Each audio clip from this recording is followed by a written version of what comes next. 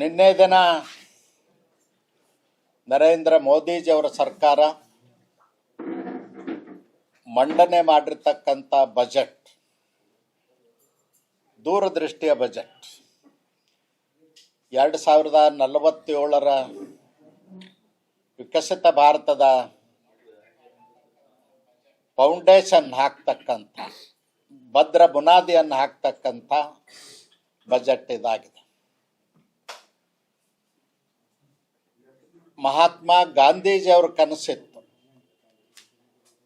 ಭಾರತದ ಆತ್ಮ ಎಲ್ಲಿದೆ ಅಂದರೆ ಹಳ್ಳಿಗಳಲ್ಲಿದೆ. ಹಳ್ಳಿಗಳ ಅಭಿವೃದ್ಧಿ ಆದಾಗ ಮಾತ್ರ ಭಾರತ ದೇಶದ ಅಭಿವೃದ್ಧಿ ಆಗ್ತದ ಅಂತಕ್ಕಂಥದ್ದನ್ನು ಮಹಾತ್ಮ ಗಾಂಧೀಜಿಯವರು ಜೀವಿತ ಕಾಲದಲ್ಲೇ ಹೇಳಿದರು. ನಿನ್ನೆ ದಿನ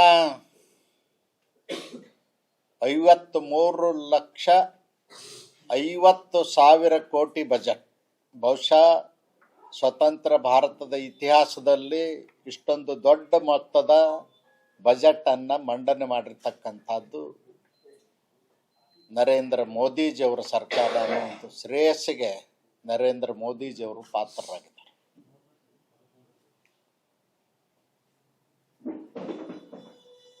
ಮಹಾತ್ಮ ಗಾಂಧೀಜಿಯವರು ಕನಸನ್ನ ನನಸು ಮಾಡಲಿಕ್ಕೆ ನರೇಂದ್ರ ಮೋದಿಜಿಯವರು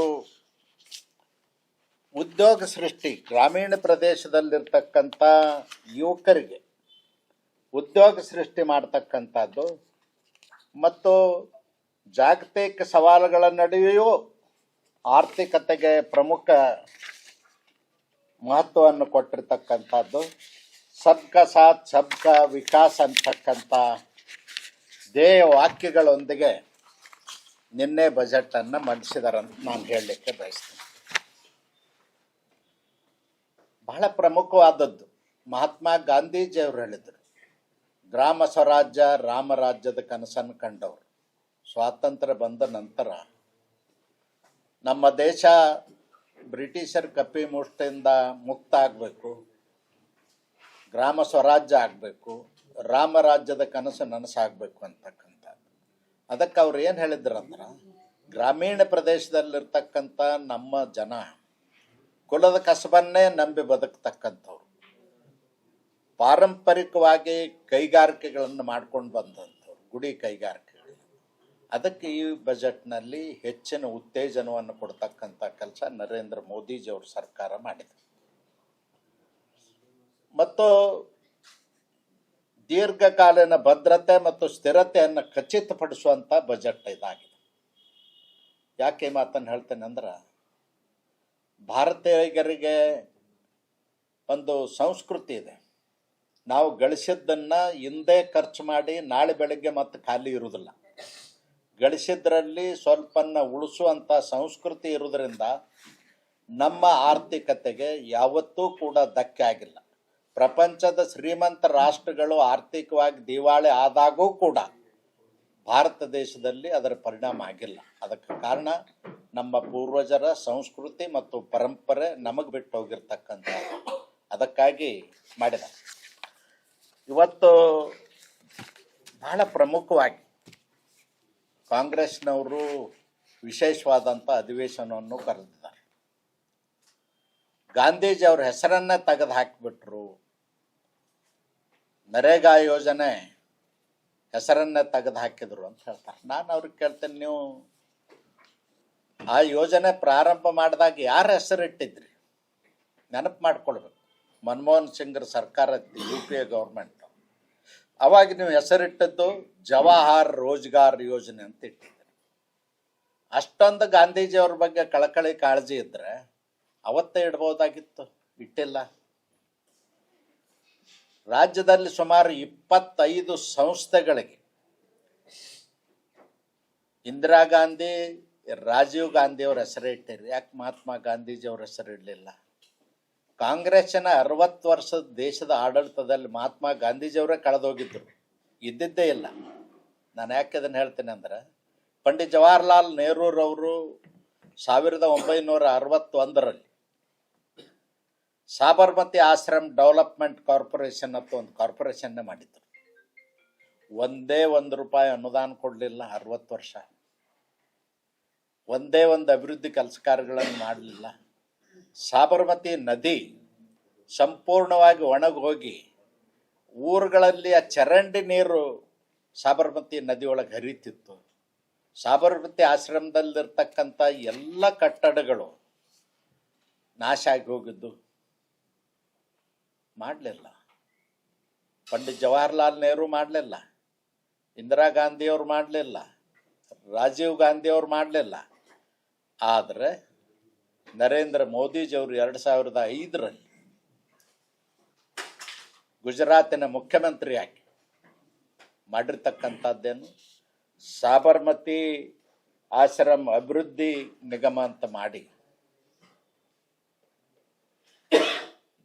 ಸಂಪೂರ್ಣವಾಗಿ ಹಾಳಾಗಿ ಹೋಗಿರ್ತಕ್ಕಂಥ ನದಿಯನ್ನು ಪುನರ್ಜೀವನಗೊಳಿಸಿದ್ರು. 12 ತಿಂಗಳು ನದಿಯೊಳಗೆ ನೀರಿರ್ತದ, ನದಿ ಹರಿತದ. ಅಷ್ಟೇ ಅಲ್ಲ, ಸರ್ವತ ಋತು ನದಿ ಅಂಥೇಳಿ ಘೋಷಣೆ ಮಾಡ್ತಕ್ಕಂಥದ್ದು ಕೆಲಸ ಮಾಡಿ ನದಿ ಗುಂಟ ಗಾರ್ಡನ್ ಮಾಡಿ ಡೆವಲಪ್ಮೆಂಟ್ ಮಾಡಿ ಮಹಾತ್ಮ ಗಾಂಧೀಜಿಯವರು ಹೇಳಿರ್ತಕ್ಕಂಥ ಕೆಲಸ ಕಾರ್ಯಗಳನ್ನು ಅಲ್ಲಿ ಮಾಡೋದ್ರ ಮೂಲಕ ಅದೊಂದು ಅತ್ಯುತ್ತಮವಾದಂಥ ನದಿಯನ್ನಾಗಿ ಪರಿವರ್ತನೆ ಮಾಡಿದರು. ಅದಲ್ಲದೆ ಸಾಬರಮತಿ ಆಶ್ರಮದಲ್ಲೇನು ಕೊಂಪೆ ಆಗಿದ್ದು ಕಟ್ಟಡಗಳು ಅವನ್ನೆಲ್ಲವನ್ನು ಪುನರ್ಜೀವನಗೊಳಿಸಿ ರಿಪೇರಿ ಮಾಡಿ ರಿಹ್ಯಾಬಿಟೇಷನ್ ಮಾಡಿ ಅಲ್ಲಿ ಪ್ರವಾಸಿ ತಾಣವನ್ನಾಗಿ ಮಾಡಿದ್ದಾರೆ.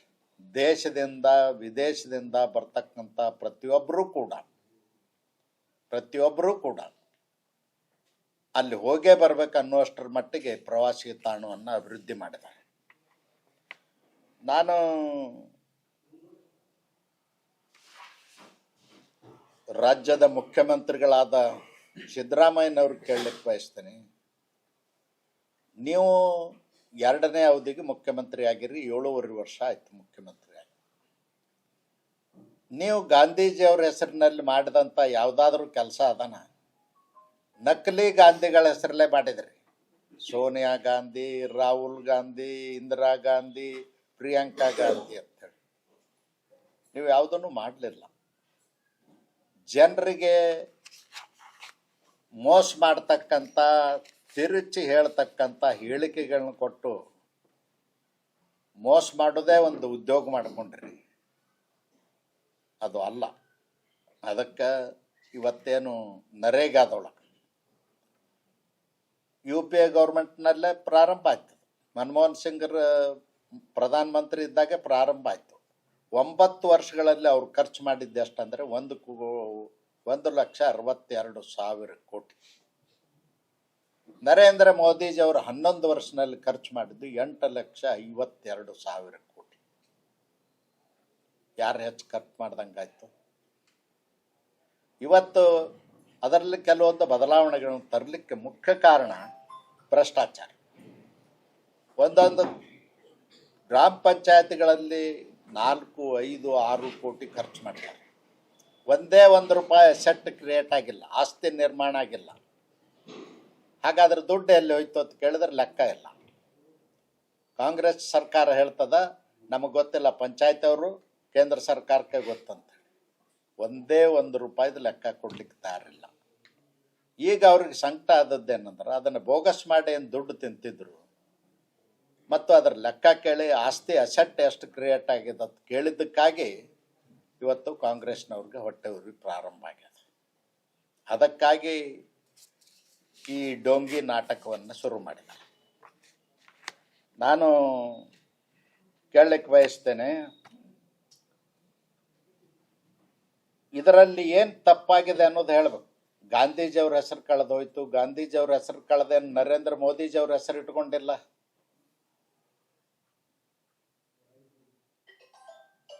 ನಾವು ಹೇಳಬೇಕಲ್ಲ, ವಿಕಸಿತ ಭಾರತ ಗ್ರಾಮೀಣ ಗ್ಯಾರಂಟಿ ಯೋಜನೆಗೆ ಆಜೀವಿಕಾ ಮಂಚತ್ತು ಮಾಡಿದ್ದಾರೆ. ಅದರಲ್ಲಿ ಏನು ಗಾಂಧೀಜಿಯವ್ರ ಬಗ್ಗೆ ಅನ್ಯಾಯ ಆಗಿದೆ ಹೇಳಬೇಕಲ್ಲ, ಏನಿಲ್ಲ. ಆದರೆ 100 ದಿನ ಇದ್ದದನ್ನು 125 ದಿವಸ ಮಾಡಿದ್ದಾರೆ. ಕೂಲಿ 340 ಇದ್ದದನ್ನು 370 ಮಾಡಿದ್ದಾರೆ. ಮತ್ತು ಸುಗ್ಗಿ ಕಾಲದಲ್ಲಿ ರೈತರಿಗೆ ಕೆಲಸಕ್ಕೆ ಜನ ಸಿಗೋದಿಲ್ಲ, ಕೃಷಿ ಕಾರ್ಮಿಕರು ಅಂತ 30 ದಿವಸ ರಜಾ ಮಾಡ್ತಕ್ಕಂಥದ್ದು ಮಾಡಿದ್ದಾರೆ. ಎರಡೂ ಸುಗ್ಗಿ, ಮುಂಗಾರು ಹಂಗಾಮ ಮತ್ತು ಹಿಂಗಾರು ಹಂಗಾಮಿನಲ್ಲಿ 30 ದಿವಸ ತೆಗೆದು ಉಳಿದು ಎಲ್ಲನೂ ಅನುಕೂಲತೆ ಮಾಡಿದ್ದಾರೆ. ಮತ್ತು ಗ್ರಾಮ ಪಂಚಾಯತಿ ಅಧಿಕಾರ ಕಿತ್ಕೊಂಡ್ರು ಅಂತ ಹೇಳ್ತಾರೆ. ಇಲ್ಲ, 100% ಗ್ರಾಮ ಪಂಚಾಯತಿಯವರೇ ಯೋಜನೆ ತಯಾರು ಮಾಡಬೇಕು. ಅವ್ರ ಊರಿಗೆ ಏನು ಬೇಕು ಅವರೇ ಮಾಡಬೇಕು. ಅಸೆಟ್ ಕ್ರಿಯೇಟ್ ಆಗಬೇಕು, ರೈತರಿಗೆ ಅನುಕೂಲ ಆಗ್ಬೇಕು, ಮಳೆ ನೀರು ಕೊಯ್ಲು ಆಗ್ಬೇಕು, ಕೆರೆಕಟ್ಟೆಗಳನ್ನು ದುರಸ್ತಿ ಮಾಡಬೇಕು, ಶಾಶ್ವತ ಕಟ್ಟಡಗಳನ್ನ ಕಟ್ಟಬೇಕು, ಶಾಲೆ ಕಾಲೇಜುಗಳನ್ನ ಕಟ್ಬೋದು. ಅದು ಎಲ್ಲದಕ್ಕೂ ಅವಕಾಶ ಮಾಡಿದಾರೆ.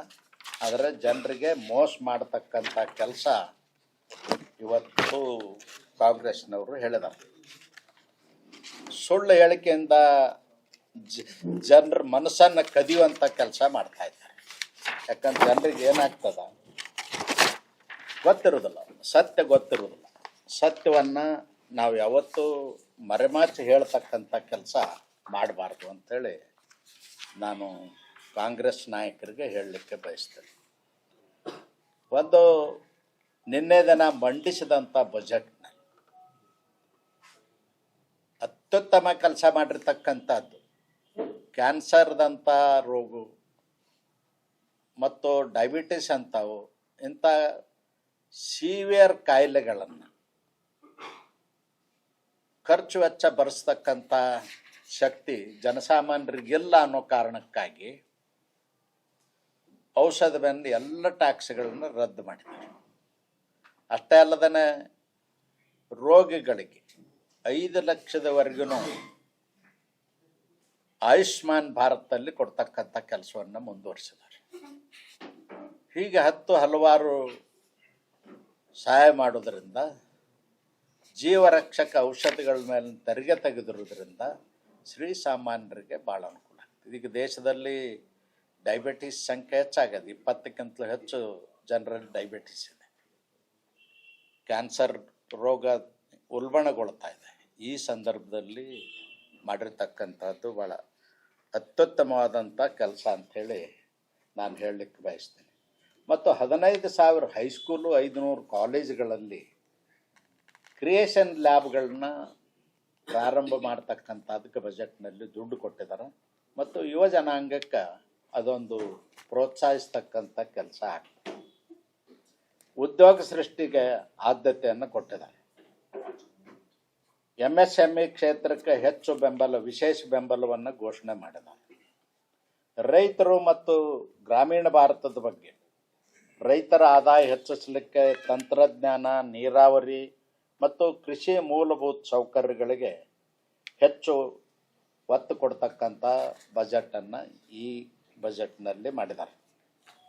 ಅದು ಅಲ್ಲದೇ ಭಾಳ ಮಹತ್ವದ ಒಂದು ತೀರ್ಮಾನ ಸರ್ಕಾರದ್ದು, ಆರೋಗ್ಯ ಮತ್ತು ಶಿಕ್ಷಣಕ್ಕೆ ಆದ್ಯತೆ.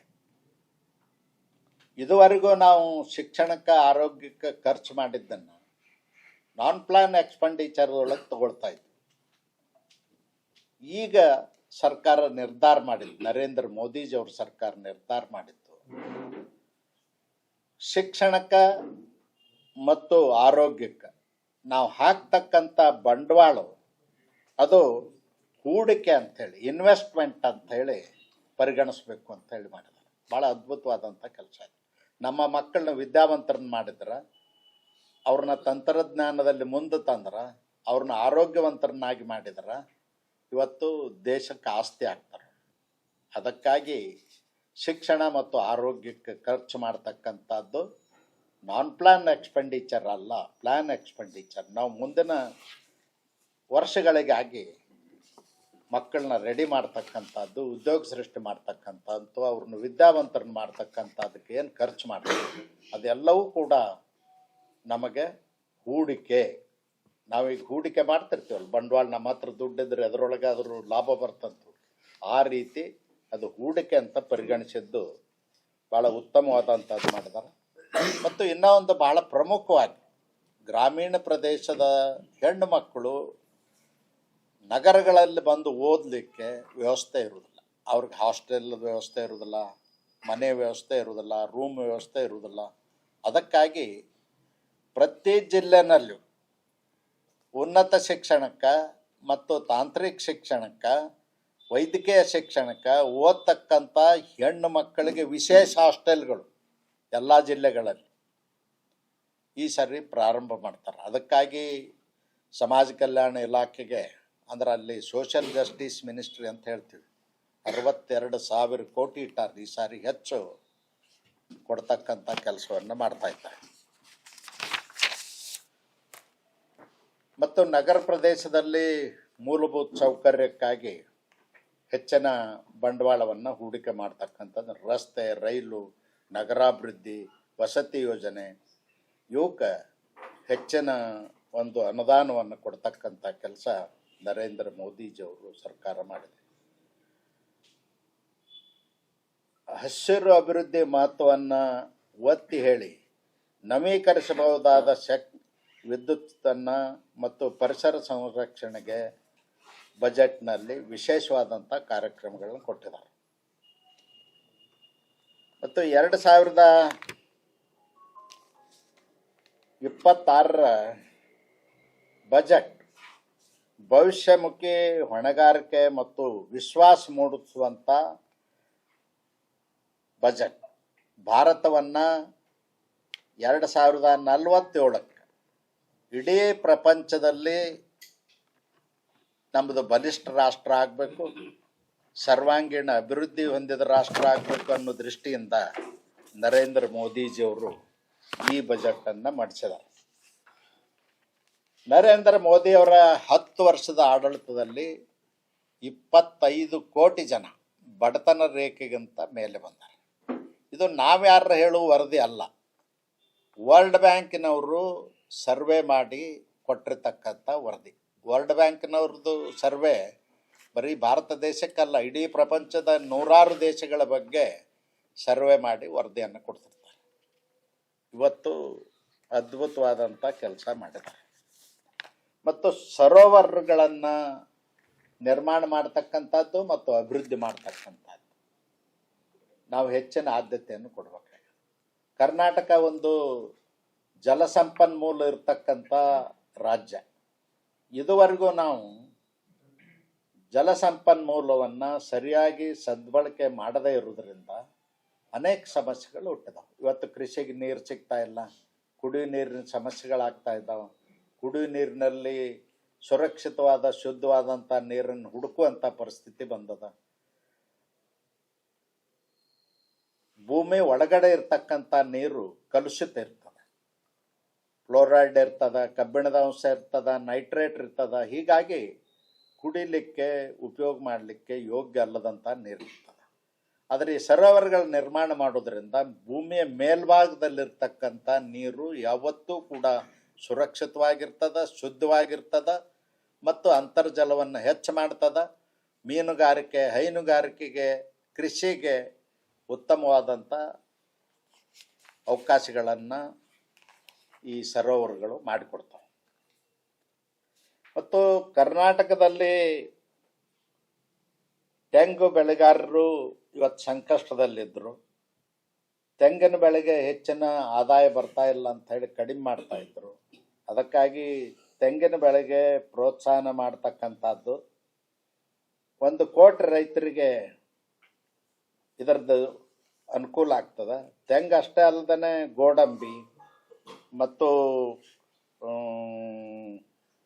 ಏನದು ಕೋಕೋ, ಇವು ಎಲ್ಲದಕ್ಕೂ ಕೂಡ ಈ ಅವಕಾಶ ಸಿಗೋದರಿಂದ 3 ಕೋಟಿಯಷ್ಟು 4 ರಾಜ್ಯದ ರೈತರಿಗೆ ಮತ್ತು ಕರಾವಳಿಯವರಿಗೆ ಹೆಚ್ಚಿನ ಅನುಕೂಲ ಆಗ್ತಕ್ಕಂಥದ್ದಿದೆ. ಪ್ರಮುಖ ನಗರಗಳಿಗೆ ಹೈಸ್ಪೀಡ್ ರೈಲುಗಳನ್ನು ಕ್ಯಾಪಿಟಲ್ ರಾಜಧಾನಿಯಿಂದ ಇನ್ನೊಳ ಅಂತರ್ರಾಜ್ಯ ಬೇರೆ ಬೇರೆ ರಾಜ್ಯಗಳಿಗೆ ಹೋಗ್ತಕ್ಕಂಥದ್ದು ಕೂಡ ಹೆಚ್ಚಿನ ಅವಕಾಶವನ್ನು ಮಾಡಿಕೊಟ್ಟಿದ್ದಾರೆ. ಮತ್ತು 2030ರ ವೇಳೆಗೆ ನಮಗೆ ಗೋಡಂಬಿದು, ಭಾರತೀಯ ಗೋಡಂಬಿ ಮತ್ತು ಕೋಕೋ ಪ್ರೀಮಿಯಂ ಗ್ಲೋಬಲ್ ಬ್ರ್ಯಾಂಡ್ ಆಗಿ ರೂಪಿಸಬೇಕು ಅಂತಕ್ಕಂಥ ವಿಚಾರವನ್ನು ಮಾಡಿ ಪ್ರೋತ್ಸಾಹ ಕೊಡ್ತಕ್ಕಂಥ ಕೆಲಸ ಮಾಡಿದೆ. ಮಹಿಳೆಯರಿಗಾಗಿ ಸಿ-ಮಾರ್ಟ್ ಯೋಜನೆ 1,40,000 ಕೋಟಿ ಅದಕ್ಕಾಗಿ ಹಣ ಇಟ್ಟಿದ್ದಾರೆ. ಹೆಣ್ಣು ಮಕ್ಕಳಿಗೆ ಪ್ರೋತ್ಸಾಹಿಸ್ತಕ್ಕಂಥ ಕೆಲಸ ಮಾಡಿದ್ದಾರೆ, ಹೈನುಗಾರಿಕೆ ಒಳಗೆ ಪ್ರೋತ್ಸಾಹಿಸ್ತಕ್ಕಂಥ ಕೆಲಸ ಮಾಡಿದ್ದಾರೆ. ಮತ್ತು ರಾಷ್ಟ್ರೀಯ ಟೆಕ್ಸ್ಟೈಲ್ ನೀತಿಗೆ, ಜವಳಿ ನೀತಿಗೆ ಮತ್ತು ಮೆಗಾ ಟೆಕ್ಸ್ಟೈಲ್ ಪಾರ್ಕ್ಗಳನ್ನು ಮಾಡ್ತಕ್ಕಂಥದ್ದು ಕೊಟ್ಟಿದ್ದಾರೆ. ಅದರಲ್ಲಿ ವಿಶೇಷವಾಗಿ ಏನು ಗಾಂಧೀಜಿಯವ್ರಿಗೆ ಅನ್ಯಾಯ ಮಾಡಿದ್ರು, ಗಾಂಧೀಜಿಯವ್ರನ್ನ ಕೊಂದರು ಅಂತ ಕಾಂಗ್ರೆಸ್ದವ್ರು ಹೇಳ್ತಾ ಇದ್ದಾರಲ್ಲ, ಅವ್ರು ನಾಚಿಕೆ ಪಟ್ಟರು. ಖಾದಿ ಭಾಂಡಾರ್ಗಳು ಮುಚ್ಚೋಗಿದ್ದು ಮಹಾತ್ಮ ಗಾಂಧೀಜಿಯವರು ಪ್ರಾರಂಭ ಮಾಡಿದ್ದೇ ಕೈಗಾರಿಕೆ ಹಳ್ಳಿಗಳಲ್ಲಿ ಮತ್ತು ಸಣ್ಣ ಸಣ್ಣ ಪಟ್ಟಣಗಳಲ್ಲಿ ಈ ಖಾದಿ ಉದ್ಯಮ, ಬಟ್ಟೆ ನೇಯುವಂಥದ್ದು, ನೂಲು ತೆಗೆಯುವಂಥದ್ದು, ಅದನ್ನೆಲ್ಲವನ್ನು ಕೂಡ ಇವತ್ತು ನಿಲ್ಲಿಸಿಬಿಟ್ಟಿದ್ರು. ಅದರಲ್ಲೇ ಪಾರಂಪರಿಕ ಕುಲದ ಕಸಬುಗಳು ಅಡಗಿ ಹೋಗಿದ್ದಾವೆ. ಅದಕ್ಕೆ ಇವತ್ತು ಗಾಂಧೀಜಿಯವರ ಹೆಸರಿನಲ್ಲಿ ಗಾಂಧೀಜಿಯವರು ಹಾಕಿಕೊಂಡಂಥ ಕಾರ್ಯಕ್ರಮವನ್ನು ಮುಂದುವರಿಸಲಿಕ್ಕೆ ನಮ್ಮ ನರೇಂದ್ರ ಮೋದಿಜಿಯವ್ರ ಸರ್ಕಾರ ಹೆಚ್ಚಿನ ಅನುದಾನವನ್ನು ಕೊಟ್ಟಿದೆ.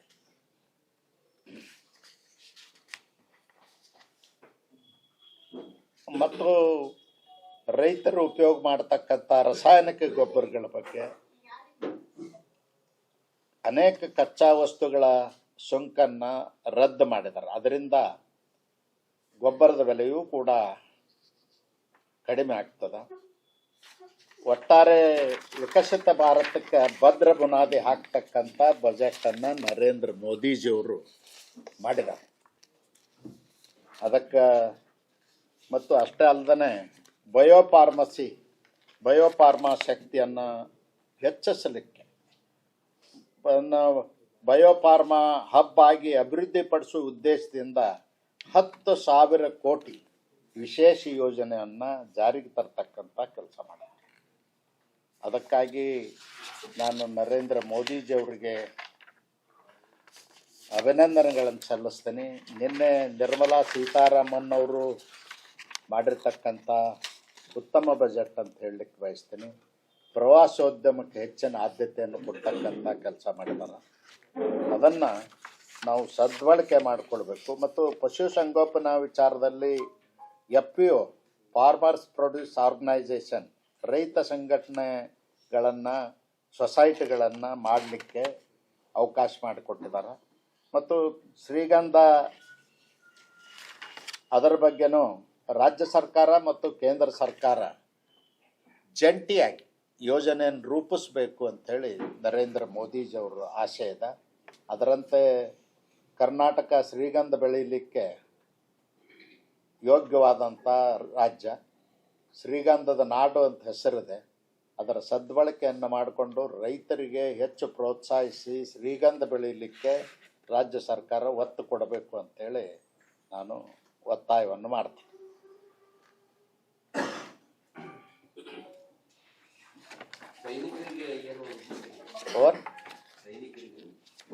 ಹಂಗ ಇಂಡಿವಿಜುವಲ್ ಇರುವುದಿಲ್ಲ. ಕೇಂದ್ರ ಸರ್ಕಾರದ ಬಜೆಟ್. ಓಂ ಶ್ರೀ ಸಿಗಂದೂರು ಚೌಡೇಶ್ವರಿ ಜ್ಯೋತಿಷ್ಯಾಲಯ ಪಂಡಿತ್ ರಾಘವೇಂದ್ರ ಜೋಶಿ ಇವರಿಂದ ಫೋನಿನ ಮುಖಾಂತರ ಶಾಶ್ವತ ಪರಿಹಾರ. ಕೇರಳದ ಮಹಾಮಾಂತ್ರಿಕ ತಪೋಶಕ್ತಿಯಿಂದ ಅಷ್ಟಮಂಡಲ ಅಷ್ಟದಿಗ್ಬಂಧನ ಪೂಜಾ ವಿಧಿವಿಧಾನಗಳಿಂದ ಕೋಡಂಗಲ್ಲೂರ್ ಭಗವತಿ, ಮಾಡಂಗಲ್ ಭಗವತಿ, ರಕ್ತೇಶ್ವರಿ ದೈವಗಳ ಆರಾಧನೆಯಿಂದ ನಿಮ್ಮ ಸಮಸ್ಯೆಗಳಾದ ವಿದ್ಯೆ, ಉದ್ಯೋಗ, ವ್ಯಾಪಾರ, ವ್ಯವಹಾರ, ಜಾಗ ಜಮೀನು, ಹಣಕಾಸು, ಕಲ್ಯಾಣ ಭಾಗ್ಯ, ಕೋರ್ಟ್ ಕೇಸ್, ದಾಂಪತ್ಯ ಕಲಹ, ಸಂತಾನ ಸಮಸ್ಯೆ, ಆರೋಗ್ಯ ಸಮಸ್ಯೆ, ಪ್ರೀತಿ ಪ್ರೇಮದಲ್ಲಿ ನಂಬಿ ಮೋಸ, ವಿಚ್ಛೇದನ, ವಿದೇಶ ಪ್ರಯಾಣ, ರಾಜಕೀಯ, ಧನವಶ, ಶತ್ರುನಾಶ, ಕುಟುಂಬದ ಆಗು ಹೋಗುಗಳು, ವಾಮಾಚಾರ, ಮಾಟ ಮಂತ್ರದಂತಹ ಸಮಸ್ಯೆಗಳಿಗೆ ಕೇರಳದ ಕುಟ್ಟಿ ಚಾತನ್ ವಿಷ್ಣು ಮಾಯಾ ದೈವಗಳ ಮಹಾಪೂಜೆಗಳಾದ ದೈವ ಚಿದಂಬರ ಕಟ್ಟು, ಮಹಾರುದ್ರ ಪೂಜಾ ಶಕ್ತಿಯಿಂದ 100% ಪರಿಹಾರ ಶತಸಿದ್ಧ. 5 ರಿಂದ 11 ವಯಸ್ಸಿನ ಮಕ್ಕಳಿಗೆ ಉಚಿತ ಭವಿಷ್ಯ ಹಾಗೂ ಬಾಲಗ್ರಹ ಯಂತ್ರವನ್ನ ಕಟ್ಟುತ್ತಾರೆ. ಮಲೇಷಿಯಾ, ಸಿಂಗಾಪುರ್, ದುಬೈ, ಲಂಡನ್ ಹಾಗೂ ದಕ್ಷಿಣ ಕನ್ನಡದಲ್ಲಿ ಪ್ರಸಿದ್ಧಿ ಪಡೆದಿರುವ ಇವರು ಎಲ್ಲಾ ಭಾಷೆಗಳಲ್ಲೂ ನಿಮ್ಮ ಸಂಪೂರ್ಣ ಭವಿಷ್ಯವನ್ನ ನುಡಿಯುತ್ತಾರೆ. ಫೋನಿನ ಮೂಲಕ ನಿಮ್ಮೆಲ್ಲ ಸಮಸ್ಯೆಗಳಿಗೆ ಪರಿಹಾರ ನೀಡುತ್ತಾರೆ. ಪಂಡಿತ್ ರಾಘವೇಂದ್ರ ಜೋಶಿ. ಸಂಪರ್ಕಿಸಿ. Mobile number 9901238550.